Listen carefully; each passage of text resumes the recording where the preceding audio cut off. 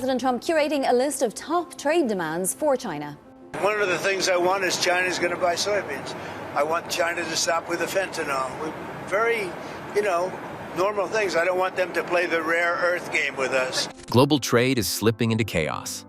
China keeps landing economic blows while Trump insists he's still in control. But behind the speeches and tariffs, Beijing is reshaping the global system, not through armies or threats, but through control of the routes and resources that keep the world running. Across key sea lanes, Chinese port operators are tightening fees on foreign vessels, quietly testing Washington's limits. Each small policy change echoes across supply chains, raising shipping costs, slowing deliveries, and squeezing American exporters already under pressure. What looks like a minor adjustment on paper is becoming a powerful new weapon of economic leverage.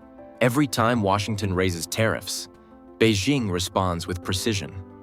The U.S. economy relies on those same routes to move its food, oil, and manufactured goods, yet the choke points now sit in Chinese hands. What began as a tariff skirmish has evolved into a strategic contest over the arteries of global trade. And this time, the first strike won't come from Washington. It's already coming from the sea. China's latest move has stunned Washington. A new $56 levy per metric ton on American ships docking at Chinese ports may sound small, but across global trade, it's a heavy blow. Shipping companies are already calculating losses that could reach hundreds of millions of dollars each month, while exporters brace for price hikes rippling through supply chains. What gives this move such weight is Beijing's grip on the sea. Through state-owned port giants, China holds stakes in over 110 ports across 67 countries, from Colombo to Piraeus, Gwadar to Antwerp. These aren't ordinary terminals. They're strategic nodes in the Belt and Road network, forming a global web of influence that can tighten or ease depending on Beijing's agenda. If China extends these levies to partner ports, U.S. vessels could face rising costs across Asia, Africa, Europe, and Latin America. Every additional fee means higher insurance, longer routes, and costlier exports. For American farmers, manufacturers, and shipping firms already strained by tariffs, this could be devastating. Meanwhile, Chinese cargo flows smoothly through its own infrastructure, backed by long-term leases and favorable access agreements. It's not just trade, it's geopolitical leverage. Where Washington built power through military bases, Beijing is building it through cranes, docks, and shipping lanes. And while the U.S. debates sanctions, China keeps expanding its maritime empire. From the oceans to the minerals beneath them, Beijing is tightening its hold on the arteries of global commerce, and the next point of pressure is already emerging beneath the surface. Washington is in panic mode.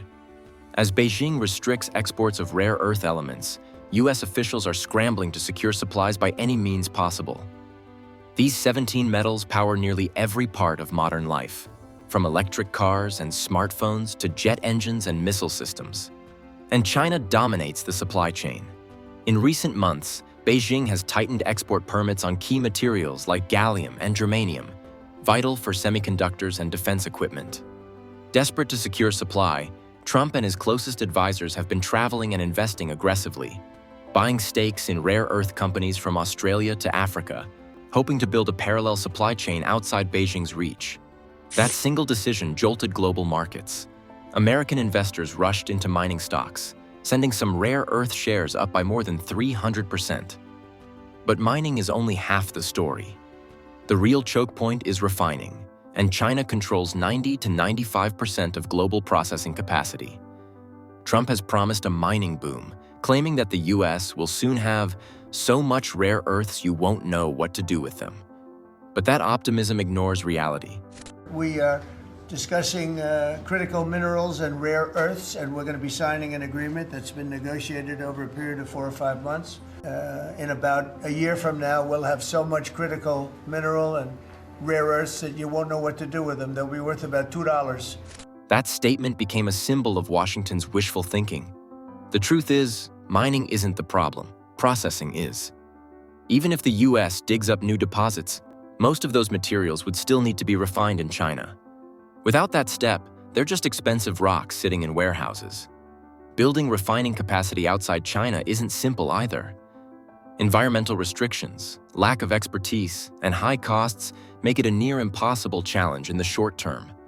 A single processing plant can take 5 to 7 years to build and costs hundreds of millions of dollars. Meanwhile, China refines these materials faster, cheaper, and with complete government backing. This is why Washington's so-called rare earth independence plan is hitting a wall. Every step forward ends up circling back to Beijing. And as prices soar and supply tightens, U.S. manufacturers of EVs, chips, and even fighter jets are already feeling the pressure. The contest over these minerals is no longer about who can dig them up, but who controls the furnaces that turn rock into power. And while Washington's digging deeper into panic, another front in this economic war is already breaking open: the collapse of U.S. agricultural exports. Trump's latest ultimatum to Beijing came with 3 demands: stop the flow of fentanyl, resume buying American soybeans, and lift restrictions on rare earth exports. But China isn't playing along. Since June, its purchases of U.S. soybeans have fallen to almost zero, leaving rural America reeling. For millions of farmers, these crops aren't just exports, they're survival. Without Chinese demand, one of America's largest agricultural systems is beginning to unravel. The numbers speak for themselves. China once bought over 30 million tons of soybeans each year from the United States. Now it's importing record volumes from Brazil and Argentina instead, wiping out an estimated $12.6 billion in U.S. revenue. For farmers across Iowa, Illinois, and Kansas, this isn't an abstract trade dispute. It's the difference between keeping their land or losing everything. Washington's response has been pure damage control. The federal government has already poured tens of billions into emergency farm aid, and total bailouts could exceed $60 billion if the boycott continues. Yet for most farmers, those payments barely cover the costs of spoiled harvests, rising storage fees, and collapsing local prices. You want them to, but do you think they will make a deal on soybeans? I do believe, yeah, because otherwise I'm not going to make a deal. No, I want them to buy. Our farmers have been boycotted by China as a negotiating point. I don't want that. Our farmers are great, and in particular our soybean farmers, and I want them to start buying soybeans at least in the amount that they were buying before. But that before no longer exists. Back then, there were no 100% tariffs, no global backlash, and no trade war this deep. Today, Chinese buyers are signing long-term supply contracts with Brazil and building new processing plants across Asia. Even if tensions ease, U.S. farmers may never fully recover that lost ground. This agricultural collapse isn't just about exports, it's about the slow financial bleeding of America's heartland. As Washington spends billions trying to keep farms afloat, the true cost of this trade war is shifting from China's ports straight to America's main streets. The trade war was supposed to hurt China, but it's quietly turned into a hidden tax on Americans. Each new tariff looks like a show of strength, yet behind the scenes, it's U.S. consumers who are footing the bill. Every time a container lands at an American port, the added costs get passed down the chain, from importers to retailers, and finally to families already struggling with high inflation. Official data shows that U.S. tariff revenue reached $29.7 billion in September, one of the highest levels on record. At the current pace, total annual collections could surpass $350 billion by 2026. That sounds impressive until you realize where the money comes from: American pockets. The tariffs don't drain Beijing's treasury, they drain Main Street's savings. Washington is then using that revenue to plug the holes it created. Billions flow back out as subsidies and bailouts for industries squeezed by those same tariffs, from farmers to manufacturers. It's a recycling loop of pain. Consumers pay more, Washington collects, and then redistributes it to struggling sectors. China, meanwhile, can play this game indefinitely. Its subsidies are powered by massive trade surpluses, while America's are funded by debt and deficits. That difference decides endurance. Beijing can subsidize production using real earnings. Washington borrows to do the same. This internal transfer has turned tariffs into a silent tax on growth. Instead of weakening China, it's tightening pressure at home, raising costs across every supply chain. The illusion of victory hides a deeper imbalance, one where America's fight to appear strong is slowly feeding its own inflation. And as this cycle deepens, another question looms larger. How long can Washington afford to keep paying for its own trade war? Despite all the tariffs and threats, China's export machine is still running at full speed. While shipments to the United States have dropped by around 25% from their 2022 peak, China's total global exports have reached new records. The country has simply reoriented, selling more to Southeast Asia, the Middle East, and Latin America. That shift has allowed Beijing to maintain a trade surplus of over $800 billion, a massive pool of capital that feeds directly back into its domestic industries. That surplus is China's quiet weapon.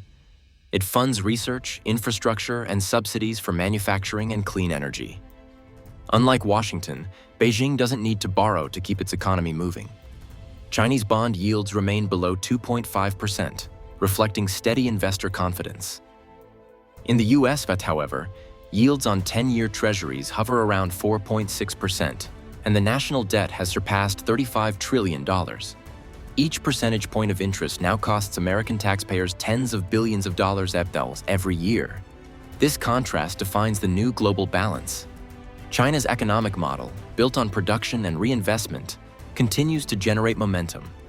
America's model, built on borrowing and consumption, is starting to strain under its own weight. According to Harvard's Growth Lab, China's industrial complexity has climbed from 37th place in 1995 to nearly level with the United States by 2023. The meaning is clear. China now produces a wider and more sophisticated range of goods than almost any country in the world. Its industries, from EVs to AI chips, are evolving upward. US industries, pressured by tariffs and higher costs, are slipping in competitiveness.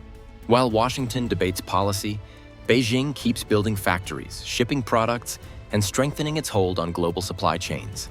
And as America catches its breath, another front in this trade conflict is already opening across the Atlantic. Europe has just walked into the same trap Washington did.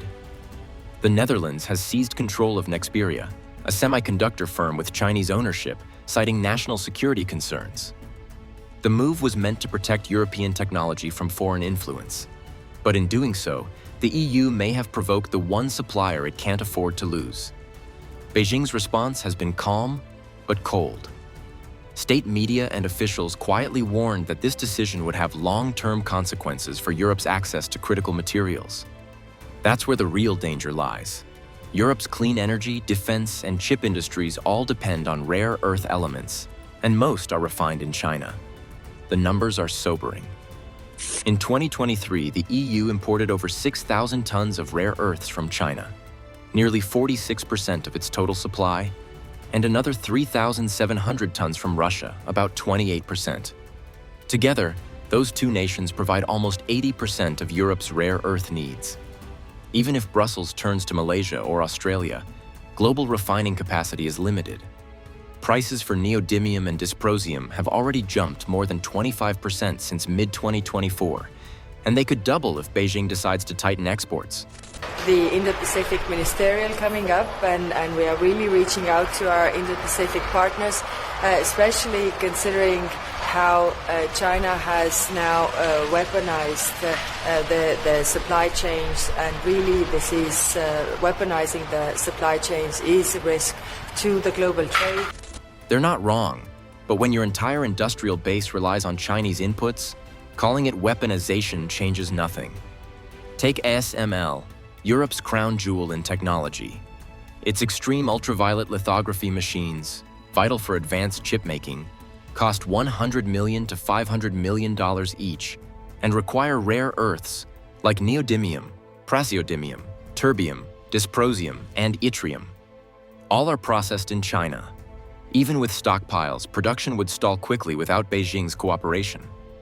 After the Nexperia seizure, reports surfaced that Chinese managers at the firm's local units were told to ignore Dutch headquarters directives and operate under Chinese oversight. Meanwhile, the Dutch economic minister rushed to request talks with Beijing, a sign of how anxious The Hague has become.